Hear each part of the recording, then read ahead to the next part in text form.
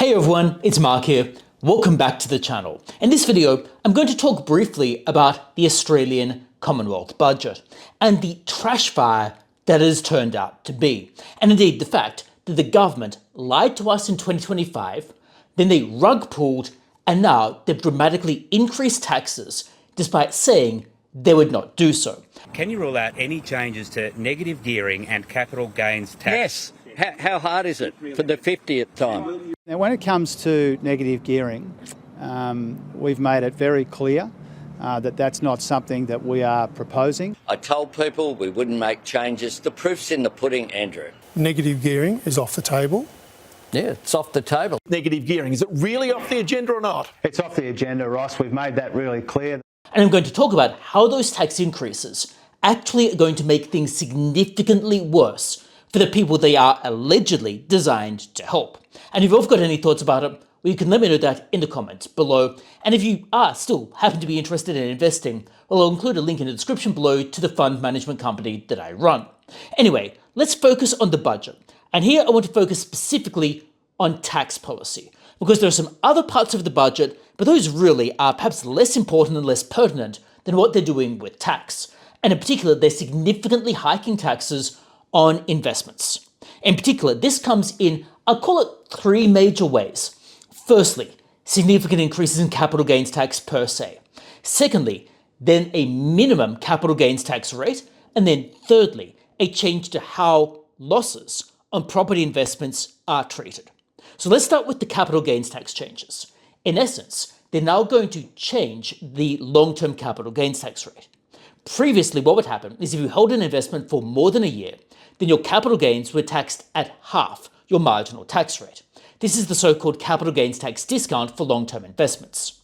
Now, notably, that would take the ordinary capital gains tax rate to about 23.5%, which is still incredibly high relative to many other countries. For example, the capital gains tax rate in New Zealand, Singapore, Hong Kong, the UAE, 0%.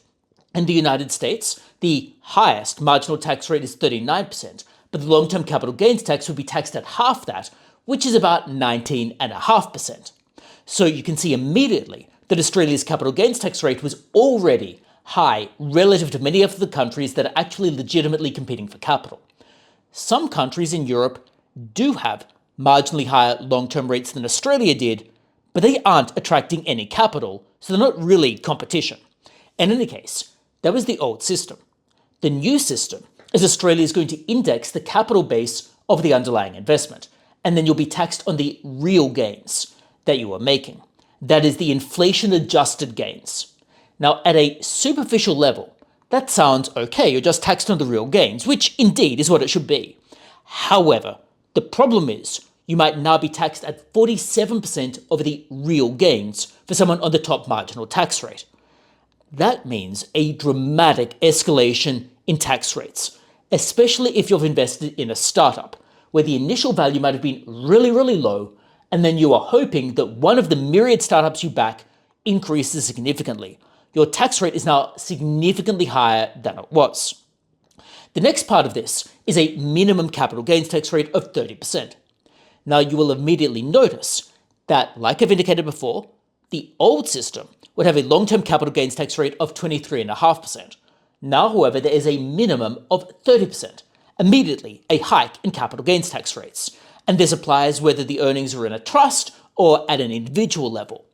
And this means that you aren't going to be able to have a situation where the investments are held by someone who is in a low tax bracket or they are being distributed to some person on a low tax bracket. Rather, they're going to be taxed at that minimum 30%.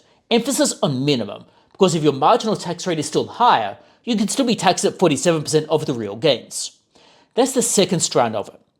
The third strand of it is a change to investment losses, particularly what's called negative gearing, which is where if you're losing money, for example, due to interest or depreciation on a property, you can offset those losses against your income from other sources. Now that is going to be stopped going forward. And that means that it becomes more difficult to float the cash for a property that you might otherwise have been making a marginal loss on. And all of these put together result in a dramatic hike to taxes, and a dramatic hike that the government said it would not do in the 2025 election. Notably, that was barely a year ago. So in essence, the government was promising a year ago they would not do what they have just done.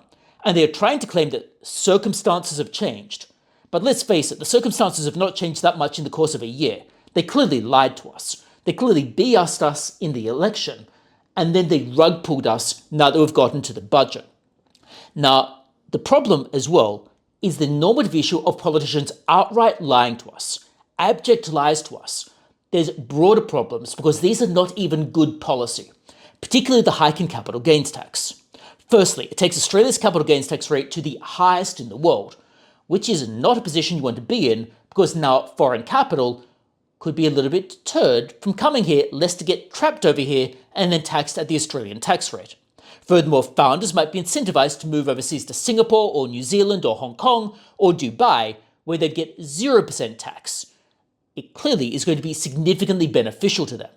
And this is a material difference in the income they would earn. It's life-changing money difference that they will be earning here. So there's a massive incentive to go overseas. And this means you'll get less capital being directed to startups, just due to the capital formation. Then you have the incentive effect. Because what you can immediately see now is with the properties, well, those are now going to have their capital base indexed to inflation. Stocks are also going to have their capital base indexed to inflation. However, typically the returns for property come from leverage, and the underlying property growth is typically a little bit low, especially for apartments.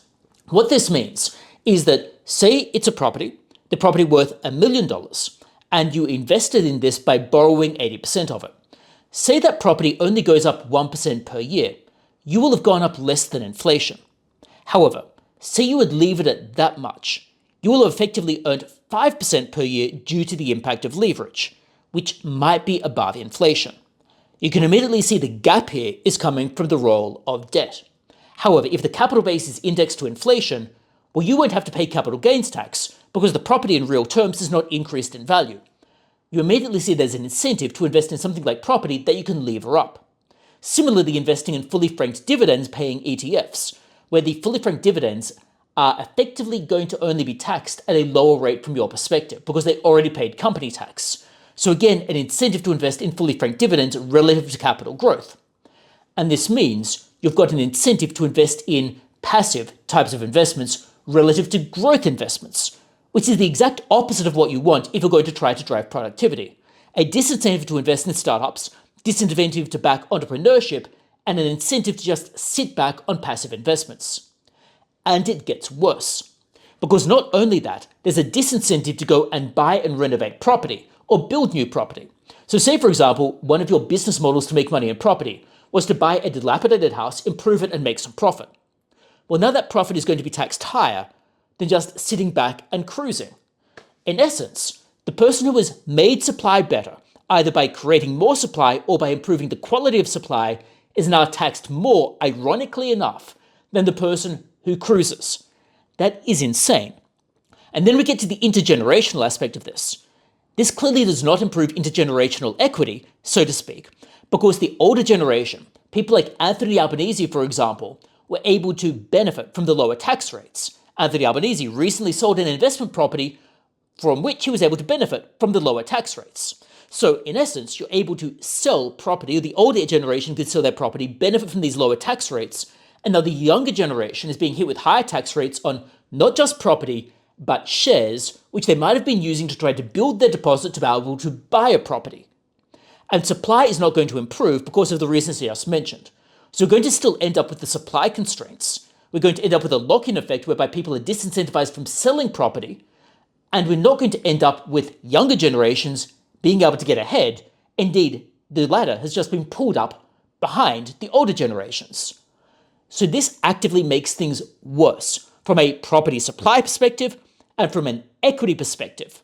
Now, it's sometimes been argued that if you remove negative gearing and remove the capital gains tax discount, then you're going to get more first home buyers going into the property market and fewer investors. However, that clearly won't be the case, and the reason for that is relatively straightforward to see when you think about it. When people have money to invest, they don't just decide, oh, do I invest or not invest? What they decide is where they invest. And they're going to look for the most advantageous place to invest. So if everything has been made worse, and indeed stocks and entrepreneurship made worse in relative terms relative to property, well, property is still where you would park your money. You'll make less money than you would beforehand, but you're going to make more money or be less taxed than you invest in entrepreneurship relative to the risk you are taking on. So this isn't going to remove investors from the property market. Rather, the investors will still be there. They're just going to be making less money. But it's not that the government is going to make more money, because now investors are going to be disincentivized from improving things and disincentivized from selling property to go and buy something else and reallocate their capital. So the government might actually make less money because of less turnover in investments. We saw some of this in the United Kingdom, where they hiked capital gains tax rates to 24%, and capital gains tax receipts fell by between 10 and 18%. So hiking the capital gains tax rate does not automatically lead to more capital gains tax revenue due to shifts in how people behave around this. And like I indicated, this won't cause investors to leave property because stocks have also been made worse, and indeed are, like I've indicated, potentially going to be taxed at a higher rate relative to property, which typically grows at a lower rate relative to stocks, and your gains are coming from leverage. So again, this is not going to drive investors from the market. It's going to drive investors more toward property relative to investing in stocks. And it beggars belief that the government was unable to see this and look at how things would be impacted in relative terms. Now, of course, this isn't to say that investors are better off under these rules. Indeed, they are worse off. But so is the government. In essence, what we now have is a deadweight loss. Everyone ends up being worse off. The government potentially makes less revenue. First home buyers and younger people end up being worse off. Existing investors end up being worse off. Everyone loses. So the government, far from creating a winning situation for anyone, creates a losing situation for everyone. It's the Laffer Curve 101. The government is going to get a crash course in what happens when you hike taxes more than the optimal level. You end up with everyone being worse off. And that is exactly what we are seeing here. However, it appears that people like Jim Chalmers and Anthony Albanese either do not want to see this due to ideological reasons or are too incompetent to see it. Take your pick. In any case, the budget is a schmozzle and is a trash fire.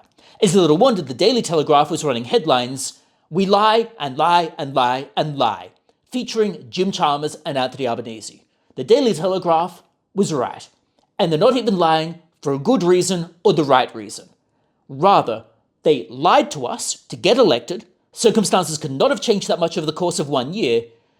And then they are making things worse. It appears that people like Jim Chalmers already had this idea ideologically, that they hated investors, decided to come after investors in the name of equity, so to speak, but end up actually making everyone poorer. They aren't growing the pie, they're dividing up a shrinking pie. So those are my thoughts on the budget. You can let me know your thoughts about the budget in the comments below. Do you think it was a good budget, a bad budget, or what are your thoughts? Let me know what you think.